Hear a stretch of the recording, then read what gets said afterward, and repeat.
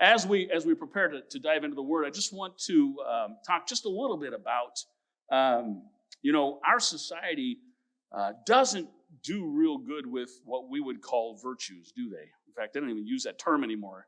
And virtues, things that are truly core, present in our lives and important, wouldn't you think? And so what we face in our society is we seem to have a loss of virtues in our culture, and everyone seems to be out for themselves. Wouldn't you agree with that? And we know the Bible, which is our foundation. When I talk to somebody and they ask me why I think the way I think or why I do the way, I'm able to use this as my compass. This is the thing that guides my purpose, my goals, my morals, my values. If I have no compass, how will I know where I'm ever going? Will I have any idea? I will just go wherever I want, which is kind of like our society today, isn't it? But the Bible, which is our foundation, which is our compass, which it directs us and keeps us moving in the right direction, is complete opposite to what our culture and our society is yelling at us these days, isn't it? Last week we talked about a virtue, and the virtue was called perseverance. And it's not one that we see a ton. There's some out there where people are willing to stick to it, willing to do it, but the idea of never giving up to some people doesn't equate. They don't get it. They don't understand it, right? But even when we feel like all we've done, when we persevere, when we feel like we've done everything we can, we still hold fast. We still stand firm in what we believe and what we stand on, right? And we don't realize sometimes that the answer we've been asking God for may be right around the corner, and we're at that point of, God, if I could just hold on one more day. It's like the children of Jericho we talked about, the children marching around the walls of Jericho, and it would have been easy to quit on day 6, wouldn't it? But no, they've endured, and so in our lives, we too need to persevere. We need to endure. It is a virtue worth having in our lives.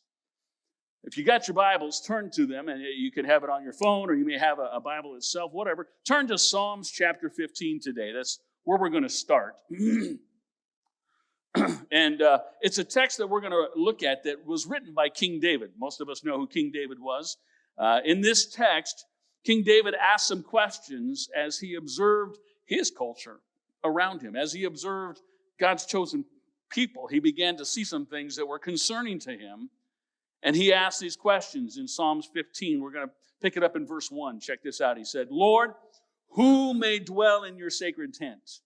Who may live on your holy mountain?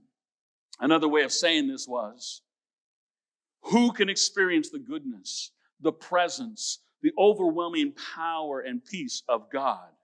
Who may dwell with you, God? That's what he's asking. Who may do this? And then he goes on to answer that question in verse 2. In verse 2 it says, here it is, the one whose walk is blameless, who does what is righteous, who speaks truth from their hearts, whose tongue utters no slander, and who does no wrong to a neighbor, and casts no slur on others. Who may dwell with you, God? He's asking that question. He's talking about those who live and those who walk with integrity. Who may dwell with you, God? Here it is, King David, who we know as a friend of God. We know him as one who he had such an amazing relationship with God, and he was asking that question, who could possibly dwell with you, God? And he goes on to say in verse 5, those who lend money to the poor without interest, who does not accept a bribe against the innocent. Whoever does these things will never be shaken. Whoever does these things will never be shaken. There are times when you and I may see an article in the newspaper, or maybe for those who are on social media, a social media post about somebody maybe returning a lost wallet or a bag of money that may have fell out somewhere. We've seen those, right? And we've observed those things. And when someone returns the item with all the money in it, and it's just like kind of interesting, because what really gets to me or saddens my heart is when you start reading the comments after something like that. And when the person wrote the article and all of those commenting on the article, what they're doing is they're shocked that somebody would actually return the money. Have you ever noticed that? I can't believe they did that. That is crazy. Why would they do that? And this goes on and on and on. It's actually heartbreaking that we live in a world where people are more shocked by the fact that somebody did the right thing in returning the money than they are shocked they're shocked by the integrity than they are by the lack of integrity. You think about that, right? People are shocked when people do the right things. They're shocked when integrity rises up and does something, more so than they're shocked by the lack of integrity. And maybe I shouldn't be shocked, because it seems like every day we open the news or we open our apps on social media or whatever, and we find another celebrity, another politician, another leader or athlete or whatever that you're listening to, family or friend even, who claim one thing in their lives but live out another. Don't we see that over and over? That's why the title of today's message is, do your actions match your beliefs? Do your actions match your beliefs? So today, to actually look at that, I think it's important for us to define what integrity is, right? But I also believe that it's important for us to understand integrity. I think it's important to understand that what integrity is not, because we get that confused a lot today. Integrity is not perfection. Can I get an amen in the house? Because the reality is there's none perfect but who? Jesus, right? So if we're based on integrity, there's only one guy who's going to make it, right? It's not when you do something wrong. That's not integrity. It's not when you do something wrong and somebody goes off on you, declaring you as a lousy person, you lack integrity, you're no good whatsoever. To live a life with integrity doesn't mean you never make a mistake. That's not what it means at all. When we're looking for a life of integrity, it's what we might call an integrated life. I'm trying to give you a different way to look at this rather than just understand the definition of integrity. It's an integrated life. A life of integrity has to do with taking all the parts of who we are and putting them together and having them be covered by something. All right? So the word integrity comes from the Latin root word called integer. All right? For those of you who know the Latin, anybody learn your Latin and Greek roots, right? Integer, which means whole, which means complete, which means one. That's where the word integrity actually comes from. So what would that look like in our lives? Often in our lives, many of us have compartmentalized our life and how we live it. And it's very, very common. And what God wants is for us to be whole in how we live our life. The different parts that are at us, the different things that are a part of our life, I silo those and keep them apart. I mean, here's a great way to think of it. I mean, we have a professional life, our jobs, our careers, and, society all the more is saying you can't mention God, you can't talk about morality, whatever. We have that part of our life. And then we have family, and we know what family is and what goes on within our families, right? And then we have social, and that's the part of our life that is maybe outside of our family with others around us, people who maybe are different in our lives or doing different things or whatever. And then we have spiritual, and that's, for some, they call that Sunday morning, because that's where they do their spiritual life. It doesn't trickle into Monday or Tuesday or Wednesday, right? It's just on Sunday. And then we have our private life, and our private life is the one we don't want anybody else to know about. And we get into these moments where everything kind of separates, and what integrity has to do with was actually bringing them all together under one, so that they're integrated into one life. It's one holistic moment where, as followers of Jesus, we want Jesus to direct all of those different things of our lives, rather than having Jesus only fall into the spiritual compartment of our life. Does that make sense to anybody? He wants us to be integrated. Integrity has to be integrated together, so that we're not broken into little compartments where this is what I say in front of my work folks, and this is what I say when I'm at home with or out with my buddies. Instead, our desire is to glorify Christ in everything that we do. Jesus is the engine that directs all of the areas of our lives. Jesus directs us in our professional life, and he leads us in our relationship life and in our social life. And Jesus is the core, and he better be, or your life is going to fall apart, is the core of your family life. It's not just a Christian family, but we're a family centered around the teachings of Jesus and who he is. Jesus drives our private life. Instead of having compartmentalized life, we want to have an integrated life that comes together.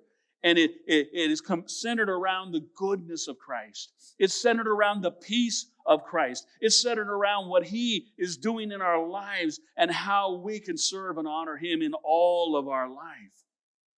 So the question we say is, or ask is, what is integrity? What is integrity? We might say it like this.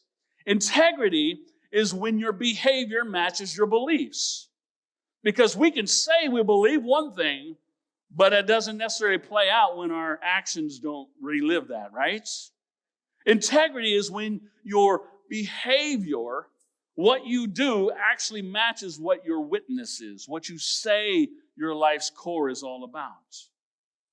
What you show on the outside is an absolute reflection of what you believe on the inside. In Proverbs chapter 10, verse 8, the writer there declares this promise about integrity, and I love this right here. It says, whoever walks in integrity walks securely, but whoever takes the crooked paths will be found out. Whoever walks in integrity walks securely. How many of you like to walk securely?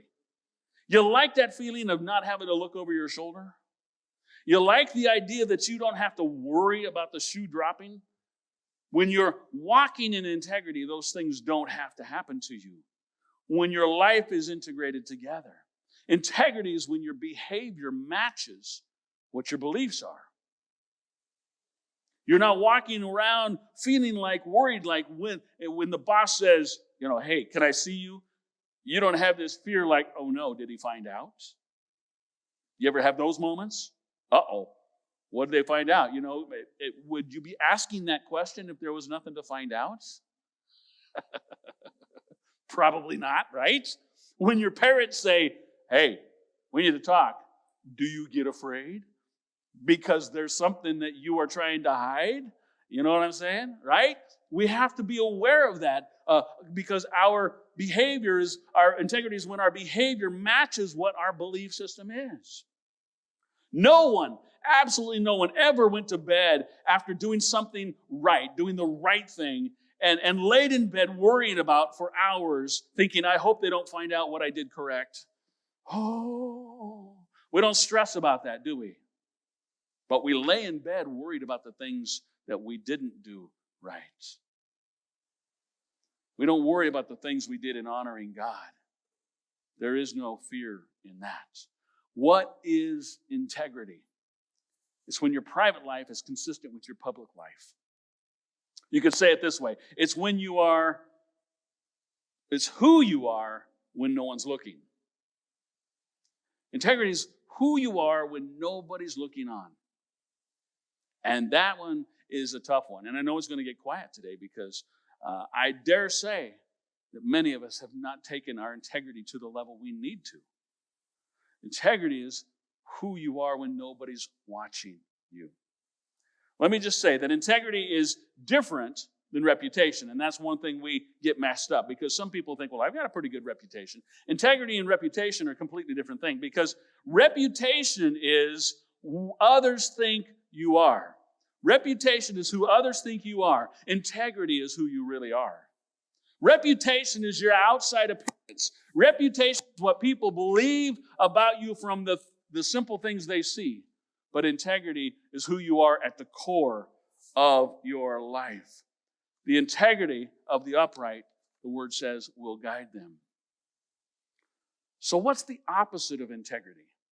If your goal is to live an integrated life, I knew I was going to do that. If your goal is to live an integrated life centered around Christ, then the opposite, in many ways, we could say, is simply hypocrisy. Hypocrisy. That's the best word for it right there. To be a hypocrite.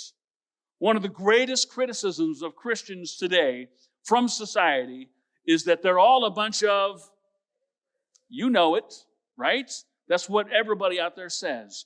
Why? Because they see what we say we believe and they see how we act, and the two do not go together, don't they? So where does hypocrites come from? Some of you may know that. The Greek word hypocrites, or hypocrites, finds its origin in the Greek theater, believe it or not. In the Greek theater, last year in 2023, we took a team to Israel, and one of the things we got to stop at was a big amphitheater, like a Greek theater, where they did plays. Down there where some of those people are standing, that was a stage, and there was actually a wall behind it. We got to walk on it, sit there and talk a little bit about it, and it was quite a great experience. But that's the origin of the word hypocrite. If you've read any history on Greek plays, the actors in those Greek plays wore masks to reveal to others what they wanted the audience to see and believe about who they were, who their character was. It may have been a happy mask. It may have been an angry mask. It may have been a sad mask. It was all kinds of different masks determining who the character was. So there's a different person that's behind the mask, but I'm showing you an exterior that's consistent with who I really want to be and who I want you to see. That's a hypocrite, right? That's the origin of the term hypocrite that we hear today. It comes from the theater, acting like somebody you're not. Saying you're one thing, but your inside is different. And what's interesting is when you read Scripture, Jesus was actually harder on the hypocrites, on the religious leaders, those who weren't living what the Word said, than he was on the prostitutes, than he was on the thieves, than he was on the adulterers. He was way harder on those who knew the truth and didn't live it, the hypocrites, right? And he showed grace and mercy to those who weren't purporting to be one thing and living another. He really laid into the religious leaders, the people who claimed to be something they were not. Not just for living the wrong way, but for claiming what was right and saying, this is the way you should be living, while they actually were not living that way. Sounds kind of like some Christians we may know today, right? It's getting really quiet in here. Yeah, Pastor, you're hurting hard today. Hurting real good, I guess is a good way to put that, right? A great example of when Jesus was doing this is found in Matthew chapter 23. And I'm just going to pull out just a little portion of that today. Matthew 23, verse 25, we find Jesus talking, and he says, "Woe to you, you teachers of the law, you Pharisees, you hypocrites, actors. You clean the outside of the cup or the dish, but inside they're full of greed and self-indulgence." He's saying to them, what good is it if the outside is clean, but the inside looks horrible and is full of mold and yuck in there? He says, "You blind Pharisee, first clean the inside of the cup and the dish, and then the outside will also be clean." He's telling them you've got to take care of the parts you're hiding from everybody and live the same way inside that you are on the outside. It's not what you show outside that really matters. It's what he's saying. What you show outside needs to reflect what's really going on the inside. That's what matters. He's saying we want an integrated life where your private life and your public life become one and the same, where your private life and your spiritual life are identical. We want Christ to be the bread of life for us, God in flesh in our lives, a true vine to direct and to guide and to empower us in every area of our life. Our life shouldn't be compartmentalized and separated into different parts. It should be integrated around the truth, around the grace, around the love, the presence of Almighty God Himself. It's not what's on the outside, it's what's going on the inside. Let me illustrate this for you today with a story. There was a well-known builder, and year after year, he built some of the most magnificent homes in a city. And after 45 years of building, he was really getting tired. He was getting ready to retire and travel with his family and enjoy the time with them. But he wanted to make sure his employer knew that his time was coming, because it's important, and his family, because he was getting ready to celebrate it all. And at 42 years of age, at 42, not age, but at 42 years in the career, he began to let his family know and the company know by email, hey, I'm excited. It's coming up. I've got 3 more years left. Retirement's coming. And each year he would send out another one, beginning to get more excited and celebrate what was to come. 3 more years, and then I'm done. 43 years, he said, in 2 more years, I get to celebrate and retire. 1 year, and then 6 months out, he lets the company know, and 3 months out, and at 1 month out, he sends that out, and the company owner had come to him and asked him, he said, can you do me a favor? Can you build me 1 more house? I know you've only got 1 month left, but I just love the way you build, and you're so exact, and you're so precise in what you do, and you build amazing homes. Can you build 1 more? And the guy was not excited about it. He was not thrilled. You know, he's thinking, I have been telling you for how long I'm done, and now in 1 month out, you're asking me to do 1 more house. So finally he agreed with reluctance and with frustration, but his heart wasn't in it. His heart wasn't into the house. And he cut the corners, of somebody who was frustrated. He cut corners and he hired whoever was available rather than some of the better contractors he'd used through his career. He tended to pick up subpar materials. He finished faster than he'd ever finished before on a house. The outside of the home looked really good, as was normal.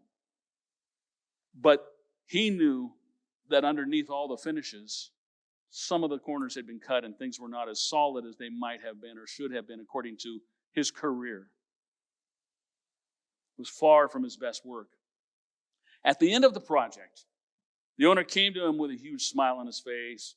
He says, that house is just amazing. I just want to thank you for taking that and doing that last one for us. And, you've worked for us for 45 years, and we're just, as a company, so blessed that you have been a part here and what you've done. And we just wanted to be able to say thank you to you. And so here are the keys to your new home for retirements.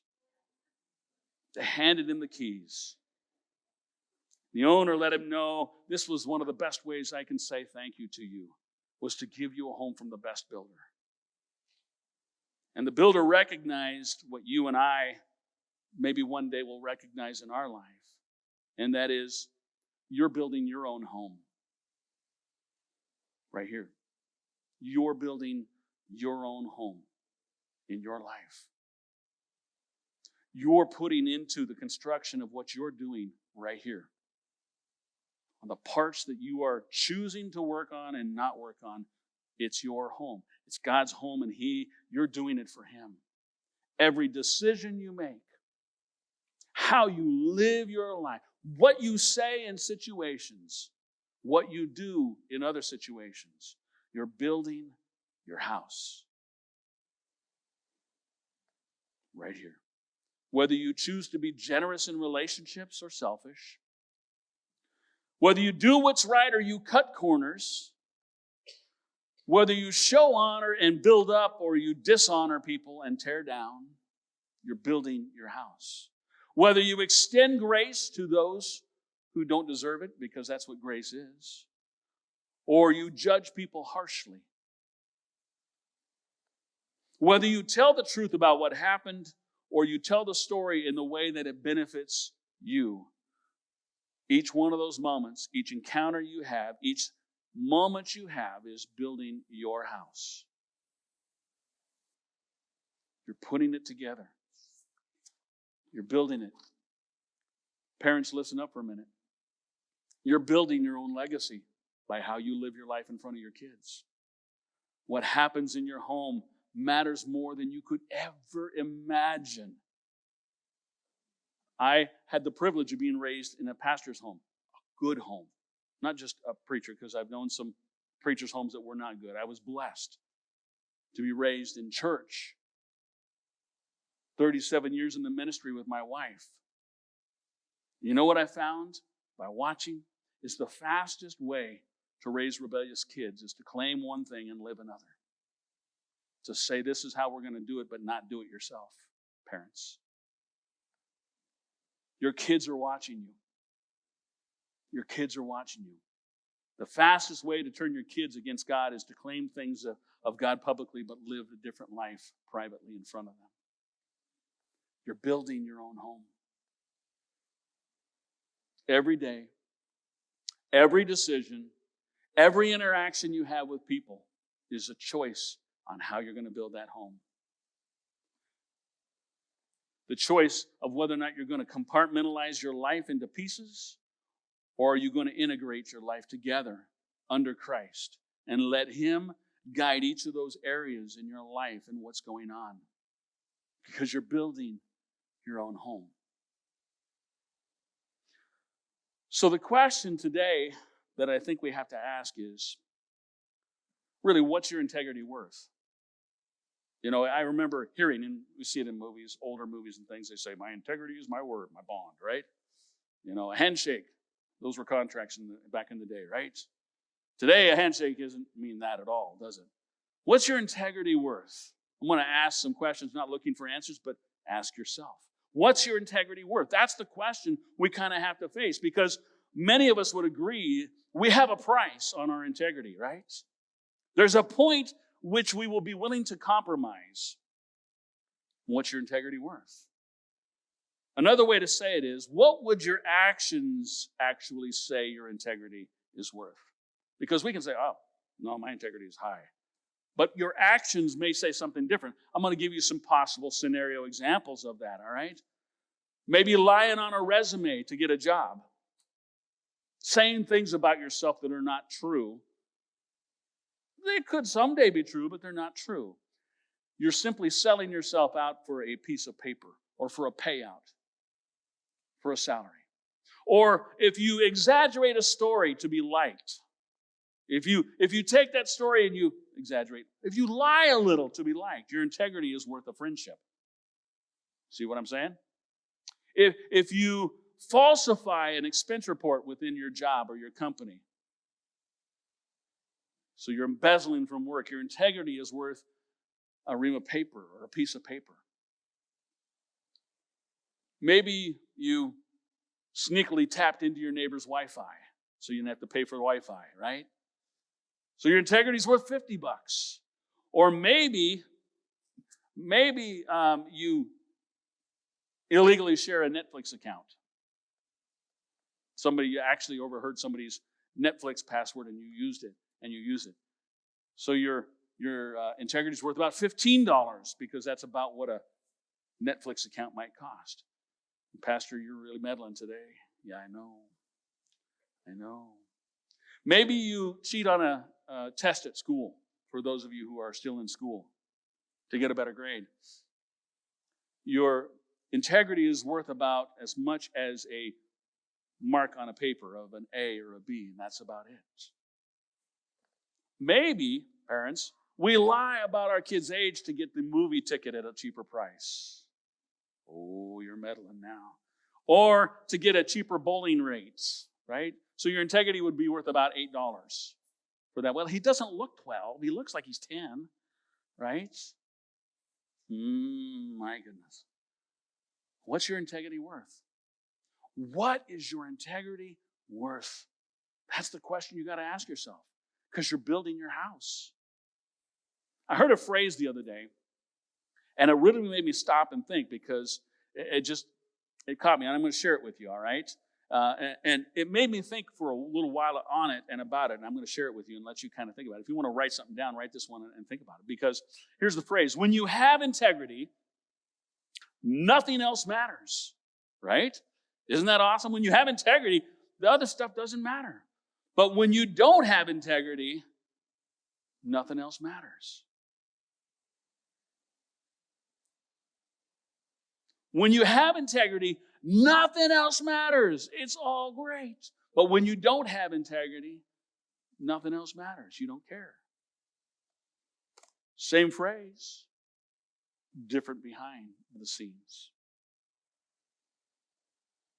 Psalms 139 is a really powerful way to say that it's actually a prayer. And again, going back to King David and what he wrote, and it's a prayer that's really difficult to pray. It's actually very hard. And this prayer that I want to share with you is one I invite you to pray for yourself. Psalms 139. I want you to pray it for yourself, because I believe when you start asking this of God, something will begin to shift in you if you have not yet had it shift. David wrote in Psalms 139, verses 23 and 24, he said, "Search me, O God. Know my heart. Test me and know my anxious thoughts. And see if there's any offensive way within me, and lead me in the way everlasting." King David. And he's telling God to look inside. Don't just look at me as king. Look inside me. Search me, God. Look inside and see what's going on in me, Lord. Search me. Know my heart. Is there any part of my life, God, that is compartmentalized that I'm not giving to you? That isn't integrated around the truth of grace of Jesus and what he's done. Search my heart. It's challenging to pray that. It's hard, because when you ask God to do something, you know he's probably going to do it. Are you ready for him to do that? Are you ready for him to look inside? Search my heart, Lord. Know me. It's challenging because Scripture teaches us that our heart is actually deceitful above all things. Right? That's in the Word. Your heart is deceitful above all things. It's even difficult to see truth because your heart lies to you all the time. Have you ever noticed that? So to ask God to look into something, do you think he's going to find something and be surprised? Oh my goodness, I didn't know that was there. No, he already knows it's there. What you're doing is you're saying, I'm an open book, God. Correct me where needed. So let me ask you, is there any area of your life that you were open to the prompting of the Holy Spirit might need some correction in your life? Is there any areas that if he were nudging you that would go from a very compartmentalized life to more of an integrated life?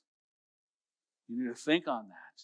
I want to show you 3 areas of our lives that I'd encourage you to examine to see if you find an area that's not integrated into your life of Christ.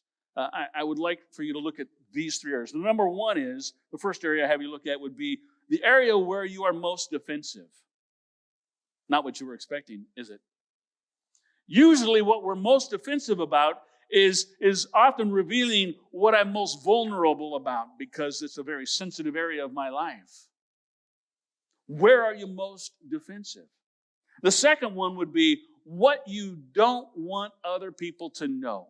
Examine that one and see what comes out of that one. Where is it you're hiding something? Where are you keeping your private life away from others? Because you know it's not in alignment with Christ. And the third question you can ask yourself is this here: what you criticize in other people. What you criticize in others is typically something that you are reflecting a weakness that's going on in your life. Have you ever noticed that? Think about that for a minute. You tend to be critical of people, of things that are difficult in your life and you struggle with yourself. We all do that. Those are areas that you can look at. If you would write those down, those are great reflection points to go over after you've spent your time in prayer in the morning and asking God, Lord, reveal some things in me. Search me, oh God. Reveal some things in my life that you can change and you can work. Where is this? And you begin to define them. Where am I most offensive? And what you don't want, what I don't want other people to know about me, or what I criticize other people about. Maybe those are areas of struggle for me as well. We need to be open to what he says in us. Search my heart, oh God. Search my heart. Know my thoughts. See if there's any offensive way in me, God. So what do? What do you do when what shows on the outside is very different from what is on the inside? I just want to challenge you to acknowledge any area where your actions are inconsistent with your claim to believe. Look at those things. Acknowledge them. Put them down. Maybe you exaggerate a little bit. We call it lying, but some folks exaggerate, right? Maybe you make others look bad so that you look better yourself. Maybe you like to talk about other people and their struggles. For prayer requests, of course. The Bible calls it gossip. Maybe you fudge a number on your taxes just a little bit. It's the government. I mean, come on. Do they really need that extra money from me? Yeah, really? Right? Maybe you claim to live a spiritual life, a secret life, while you have a secret life and a hidden sin going on. But you claim to live a spiritual life. Acknowledge it. Confess it to God. And let Him cleanse and begin to change things in you. You got to admit it before you'll ever get any change going on. True? We've all had moments when our truth wasn't real truth. Right? And we need to acknowledge that in our lives. We need to be willing to admit it, confess it, and allow God to cleanse and change us. Because if we're not willing to admit it, that means we're not willing to give it up. That means God's not in control of your life. Because here's the truth. All right, here's the truth that you really got to understand, and you can't deny it. And that is that talent can get you to the top of somewhere, but you know what? Only integrity is going to keep you there. If you're climbing a ladder of success, if you're trying to win, if you're trying to do something, your talent will get you so far, but integrity will allow you to stay there. Because anything built on bad foundations will fall. When you have integrity, nothing else matters. But when you don't have integrity, nothing else matters. You'll do anything. What's difficult is that there's going to come a time in your life and in my life when you try to have the courage to do the right thing, but you know that doing the right thing is going to be really challenging. See, integrity can be difficult when we don't know the outcome, can't it? When we don't know what the end result will be, integrity is a very scary thing sometimes to have to take on. And in those moments, what I tell myself, what I literally express in myself, and sometimes I speak it out loud, and that is, do what's right and trust God for the results. Because if He's in charge of my life, isn't that what matters anyway? Shouldn't I trust Him with all the parts of my life? Do what's right and trust God with the results. Because I found that your integrity is much easier to keep than it is to recover. Think about that for a minute. Your integrity is so much easier to keep than it is to reestablish after something isn't right. And it's so sad when people are more shocked by integrity than they are the lack of integrity. And that's where we began today. In the same way that God shocked the world while they were still sinning, and He sent Jesus, and while they were cursing at Him and crucifying Him, and Jesus said, Father, forgive them. And they don't know what they're doing. I pray that we, in the exact same way as integrated followers of Jesus, shock the world with our love, with our compassion, with our generosity, with our grace, with our integrity that can only come from Christ Himself. That others who are watching, and you know they're watching, right? They're looking, would look on and say, you know, I may not necessarily believe what they believe, but man, you know, they really do believe it. And allowing that to be a testimony to them. And see that they're not like some of those Christians we know that are hypocrites, they say, who show one thing on the outside and another on the inside. They're not like the pious religious people that live no different life than me. They live truly what would be considered a godly life. That's what God wants us to do. The way they give, they may say, the way they love, the way they serve, man, they've really got to believe that. That Jesus that drives them, you know what? That may be somebody I could come to know in my life. Maybe he could save me. Being not compartmentalized and having an integrated life as followers of Christ can be the difference maker in everything around us. Search my heart, O God. Know my thoughts. See if there's any offensive way in me and lead me in the way everlasting. Today, Lord, in this house, in this place, I've shared the word I felt you really wanted me to share, and I know that it is probably speaking to a number of people. Because, God, it's easy to say, yes, Lord, I serve you. It's easy to say the prayer. It's another thing to live the life. And so today, God, I pray that this challenge that has been put out, while difficult, can be one of the most life-changing moments. Yes, we know you, but the Pharisees knew you as well. And today, God, I pray that we can find our spot, our moment, our time to step to that next place that you have for us that can be the difference maker in our lives. God, I just pray that you'd touch today. With your heads bowed today and your eyes closed, just as a matter of respect for those around you. You're in the house and you say, Pastor, I'm living a compartmentalized life. I love God, but my life does not reflect it in many, many different ways. And I didn't realize that they all needed to be together, integrated as integrity. And today, Pastor, would you pray for me that I would begin to change and ask God that same question David asked. Search me, O God. Know my heart, know my thoughts. See if there's anything inside of me that needs to be changed. And if that's you today, I would love to be able to just pray with you today as we're bringing the service to a close. If you would just maybe take a moment and lift a hand up and say, yep, that's me, Pastor. Can you pray for me? Thank you, thank you, thank you. Is there others that would say, yeah, I'm looking around? Thank you. Is there others that would say, yeah, that's me?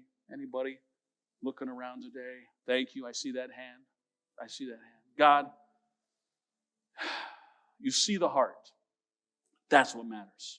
The hand is a reflection of the heart today. And I pray, God, that you would give these individuals the heart to take that next step. I don't doubt they love you, Lord. I know them. I don't doubt they love you at all.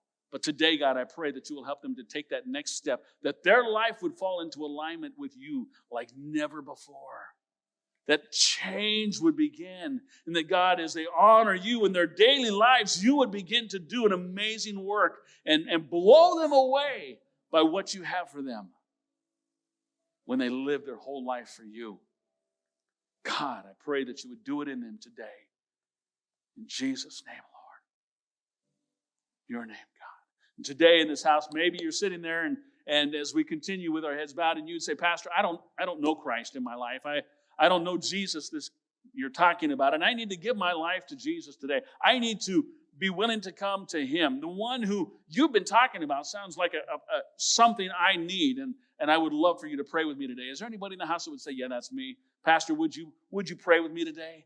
That I need Jesus in my life, and I would love to be able to pray together with you today. All across this place, looking around. Okay, I'm going to invite you to stand with me today. And I'm going to close in prayer as we close together today. And I just want you to know that the life starts as you walk out the doors, not when you're here. It starts and you continue through the week of what you're doing. Search me, God.